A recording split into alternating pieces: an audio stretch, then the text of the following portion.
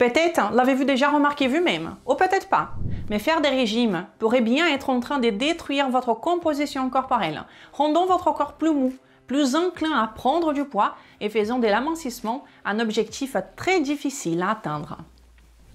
Je vous assure que cela n'est pas seulement votre impression, et ce n'est pas non plus un hasard si cela se produit. Il existe une bonne raison à cela et je vais vous expliquer dans cette vidéo d'aujourd'hui. Et ces choses, je vous préviens, peuvent vous surprendre, mais elles sont également éprouvées par la science. Mon espoir est qu'à la fin de cette vidéo, en sachant tout cela, tout ce que je vais vous transmettre ici maintenant, vous réfléchirez à 2 fois avant de recommencer un nouveau régime. Et j'espère que vous prendrez peut-être une décision plus intelligente en choisissant une voie différente, beaucoup plus bénéfique, que je vais également vous expliquer ici, d'accord? Bienvenue à nouveau sur ma chaîne, je m'appelle Renata Barcelos, je suis chercheuse indépendante en sciences de la nutrition et aussi la créatrice de la seule méthode métabolique de perte de poids, l'accélérateur maigre définitivement.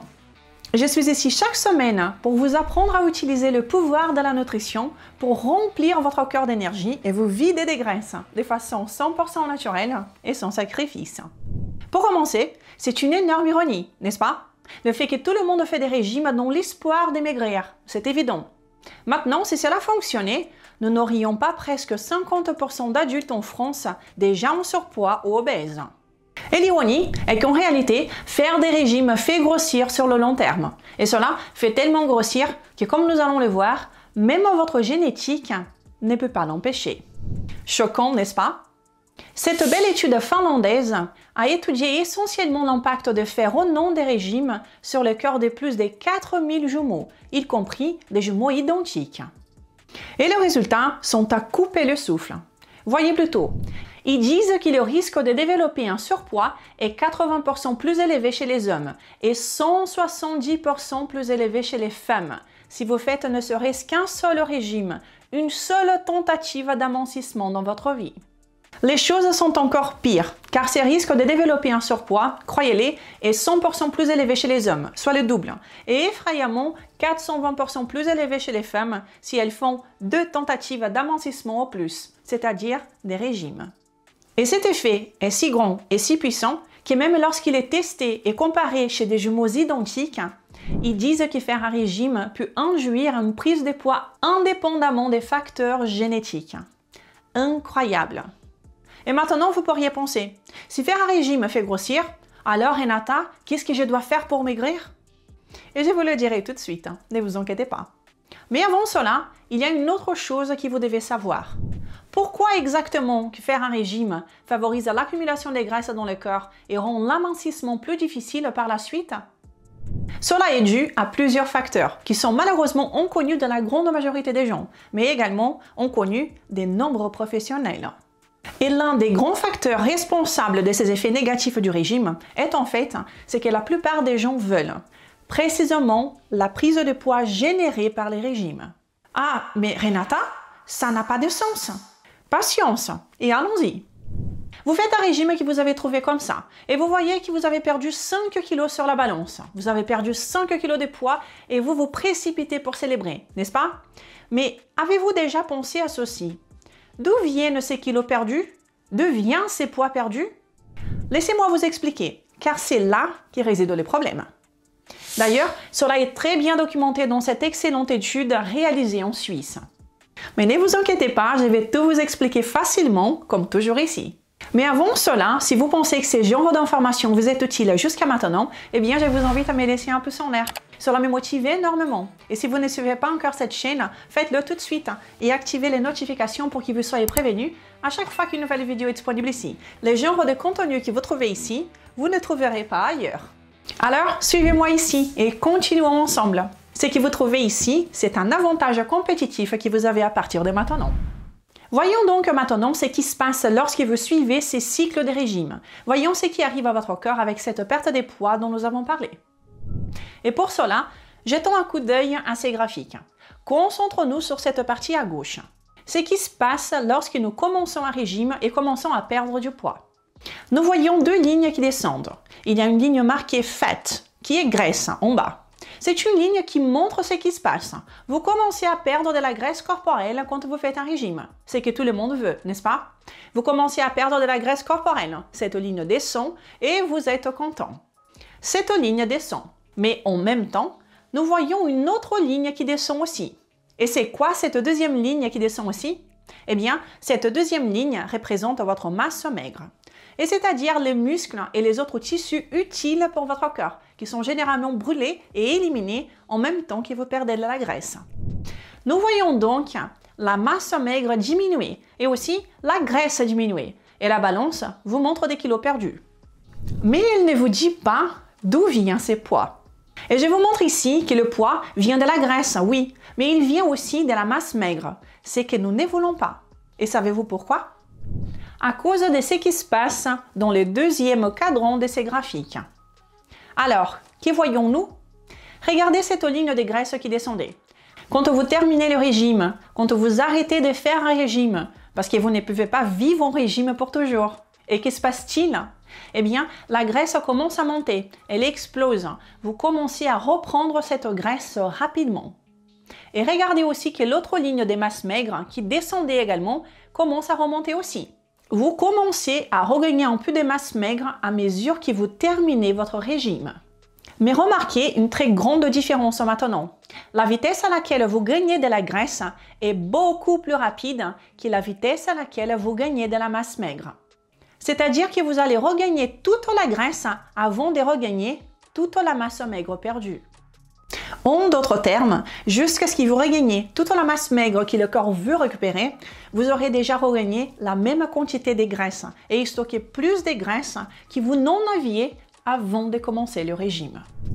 D'ailleurs, ces nouveaux injectables que nous voyons partout, ces nouveaux médicaments qui sont si populaires aujourd'hui, causent également le même type de perte de poids. Comme le montre cette étude qui a démontré qu'une injection hebdomadaire de sémaglutine, l'une des choses les plus populaires aujourd'hui, a fait en sorte que 22% du poids perdu était de la masse maigre. Personne ne veut perdre de la masse maigre, nous voulons perdre de la graisse, n'est-ce pas? Mais vous pourriez vous demander pourquoi perdre de la masse maigre est si mauvais, si terrible, et pourquoi cela vous prédispose à une plus grande prise de poids. J'ai déjà mentionné que la reprise des graisses est beaucoup plus rapide que la reprise de masse maigre, et votre corps veut en réalité reconstituer la masse maigre en priorité. Donc, jusqu'à ce que vous y parveniez, il continuera à accumuler de la graisse. Mais voyons pourquoi cela est si terrible également en raison des deux facteurs majeurs. Le premier est que votre masse maigre, les muscles de votre corps, est ce qui définit le plus votre métabolisme de base. C'est-à-dire combien de calories votre corps brûle par jour simplement pour se maintenir. C'est le métabolisme basal, votre taux métabolique de base, et nous voulons qu'il soit le plus élevé possible. Donc, si vous perdez de la masse maigre, vous diminuerez automatiquement votre taux métabolique basal. Cela signifie que vous devez maintenant manger moins pour maintenir votre poids. En d'autres termes, si vous mangez la même chose qu'avant, vous aurez tendance à prendre du poids. Ainsi, avec le temps et les cycles de régime, vous devez manger de moins en moins, ne serait-ce que pour maintenir votre poids stable. Et le second facteur important est qu'à cause de cette perte de masse maigre, le corps va stimuler un processus appelé hyperphagie, qui est essentiellement une augmentation de la sensation de faim dans le corps. Et personne n'a vu cela, surtout quand on prend de la graisse.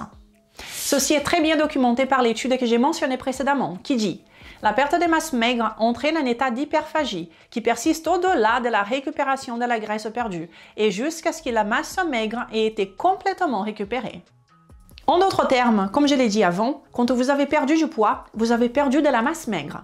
Et le corps va augmenter votre faim jusqu'à ce que vous puissiez récupérer toute cette masse maigre perdue. Seulement, comme je l'ai dit, la graisse sera regagnée beaucoup plus rapidement que la masse maigre. Alors, le corps va continuer à maintenir cette faim élevée pendant beaucoup plus longtemps, jusqu'à ce que vous récupériez la masse maigre. Mais jusqu'à ce que vous y arriviez, vous reprenez la graisse que vous aviez avant et vous en gagnez encore plus, et cela pour finir avec la masse maigre récupérée et beaucoup plus de graisse accumulée. C'est donc une très mauvaise idée. Et je pense que les choses deviennent un peu plus claires pour vous maintenant concernant le fait que les régimes font grossir, n'est-ce pas? Enfin, je l'espère.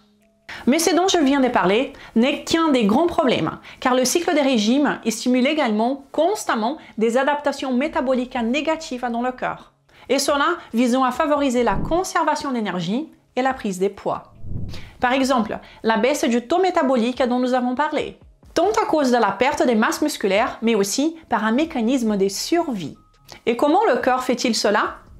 Il le fait en ralentissant la thyroïde, en ralentissant la conversion de l'hormone T4 inactif en l'hormone active T3 dans le corps, diminuant ainsi la vitesse de votre métabolisme.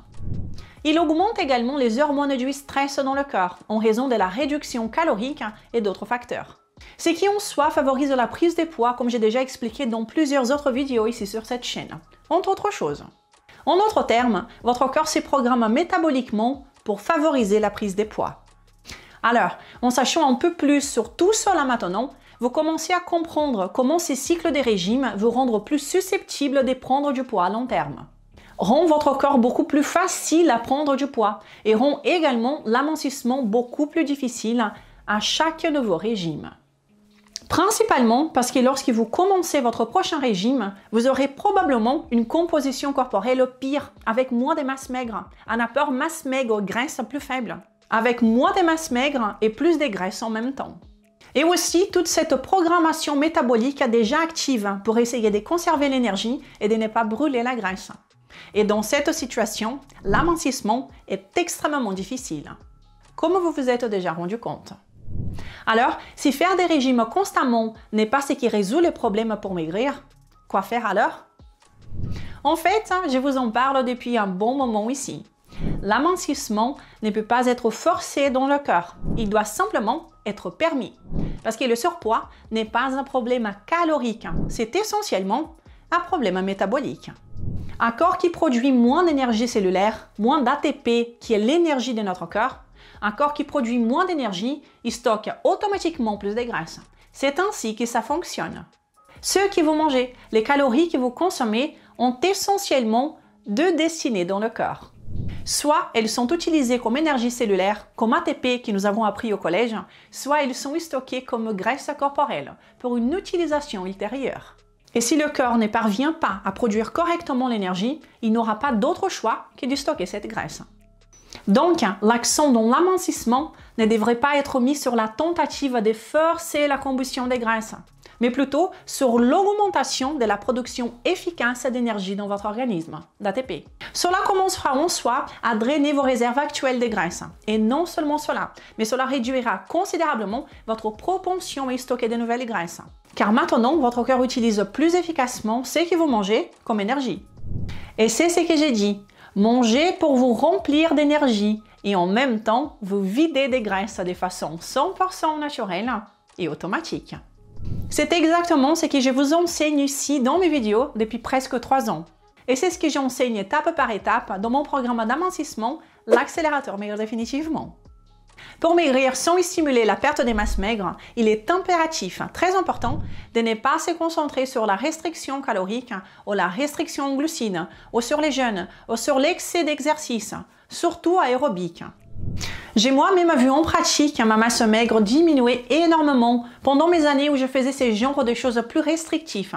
Également lorsque j'évitais les glucides plus sérieusement, lorsque je jeûnais plus, et même en faisant plus d'exercices que jamais à cette époque.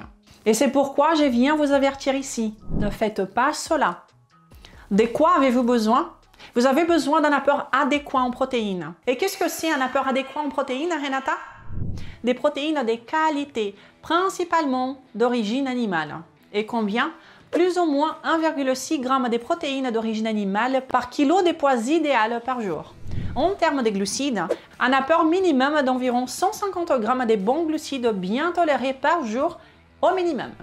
Et une ingestion adéquate des bonnes graisses dont je vous parle toujours, soit environ entre 20 et 30% des calories de votre alimentation quotidienne. Mais bien plus important que la quantité que vous mangez est ce que vous mangez. La qualité des aliments est beaucoup plus importante que la quantité. Et ça, je vous dis ici depuis des années. Vous devez privilégier dans votre alimentation des aliments qui soutiennent la production d'ATP, d'énergie dans votre corps, et essayer d'éviter et de retirer les aliments qui interfèrent avec tous ces processus, tout ce qui entrave le processus de production d'énergie ATP dans le corps favorisera le stockage des graisses. C'est aussi simple que ça. Et je vous suggère de regarder mes autres vidéos ici pour commencer à comprendre un peu plus sur ce sujet. Il y en a plein de vidéos avec beaucoup de contenus qui pourront vous aider à changer à partir de maintenant. Y compris cette vidéo-ci où je vous dis ce que je ferais moi-même si je voulais perdre 10 kilos si j'en avais besoin. Je vais laisser le lien dans la description. Et est-ce que tout cela fonctionne? Eh bien, dans chaque vidéo ici, je montre un cas de réussite. Et le cas de réussite d'aujourd'hui est celui-ci. En seulement 4 mois et 15 jours, j'ai réussi à éliminer 24 kilos, simplement en changeant mes habitudes alimentaires, sans salle de sport ou quoi que ce soit de similaire. Je tiens à vous remercier pour votre grande aide, car sans maigrir définitivement, je ne serais pas arrivée. Merci beaucoup et félicitations à vous pour ces super résultats. Et si vous regardez cette vidéo et que tout cela a du sens pour vous et que vous voulez un guide étape par étape avec des listes d'aliments, des exemples d'aliments, des menus, des recettes incroyables, être guidé pas à pas avec une communauté entière pour répondre à toutes vos questions et des cours en live tous les mois, je vous suggère de nous rejoindre sur l'accélérateur pour maigrir définitivement. Il vous suffit d'accéder à accélérateur-md.fr ou de voir le lien dans la description. Et on se voit là-bas. En outre, j'espère que cette vidéo a enrichi votre vie, votre vision et a généré une grande prudence à l'égard de ces cycles de régime qui ont toujours le mauvais objectif de forcer la combustion des graisses et que vous pourrez à partir de maintenant décider de faire différemment. En comprenant la vraie cause de l'amincissement, qui n'est pas calorique mais métabolique, et commencer à attaquer la cause profonde au lieu d'attaquer votre métabolisme, qui est souvent ce que nous faisons un peu partout. Et vous, qui pensez-vous de tout cela? Je vous invite à me laisser votre commentaire. Si cette vidéo vous a été utile, alors je vous invite à la partager amplement, à me laisser un commentaire, à me laisser un pouce en l'air.